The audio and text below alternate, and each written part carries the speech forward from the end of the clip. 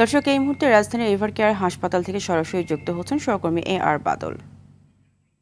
বাদল, খালেদা জিয়ার শারীরিক অবস্থার সর্বশেষ কি তথ্য আছে? এছাড়া চিকিৎসকরা কিছু জানিয়েছেন কিনা জানাবেন। ফারিয়া, গত রাতে আমরা যেটি জেনেছি ঠিক সেই রকমই এখন পর্যন্ত রয়েছে। নতুন করে কোনো আপডেট জানানো হয়নি তার শারীরিক অবস্থার বিষয়ে। তিনি সংকটাপন্ন এবং সিসিইউতে নিবিড় পর্যবেক্ষণে রয়েছেন। এরই মধ্যেই জেনেছেন যে গেল রবিবার তার শ্বাসকষ্ট হচ্ছিল প্রচণ্ড রকমের, যে কারণেই কিন্তু তাকে এভারকেয়ার হাসপাতালে ভর্তি করা হয় এবং ভর্তি করার পরে জানা যায় যে তার ফুসফুসে সংক্রমণ হয়েছে।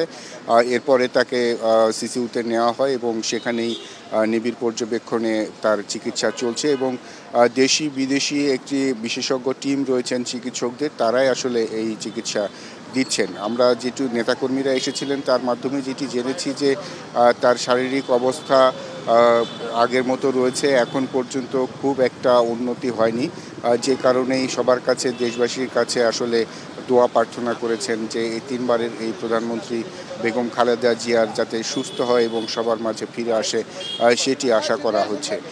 কিছুক্ষণ এখন আমরা দেখতে পাচ্ছি যে স্থানীয় কিছু নেতাকর্মীরা এসেছেন, বিভিন্ন পর্যায়ের নেতাকর্মীরা এসেছেন, কিন্তু এখন পর্যন্ত কেন্দ্রীয় বা অন্য কোনো নেতাকর্মীদের, কেন্দ্রীয় কমিটির সদস্য, স্থায়ী কমিটির সদস্য এরকম কাউকে এখন পর্যন্ত আমরা দেখিনি। হয়তো দুপুরের দিকে আরও বিস্তারিত আমরা জানতে পারবো। যেহেতু খালেদা জিয়া সিসিইউতে সংকটাপন্ন অবস্থায় রয়েছেন, এই মুহূর্তে আমরা যেটি জানতে পেরেছি তারেক রহমান দেশে আসার কথা রয়েছে।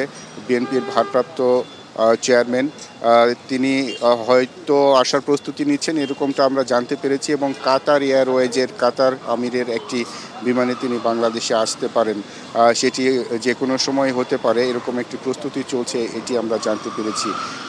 মাকে দেখার জন্য তিনি দেশে ফিরবেন, এরকম একটি সংবাদ আমরা পেয়েছি। তো ফারিয়া, এই ছিল আমার কাছে এভারকেয়ার হাসপাতাল থেকে খালেদা জিয়ার শারীরিক অবস্থার সর্বশেষ খবর। বাদল, আপনাকে ধন্যবাদ।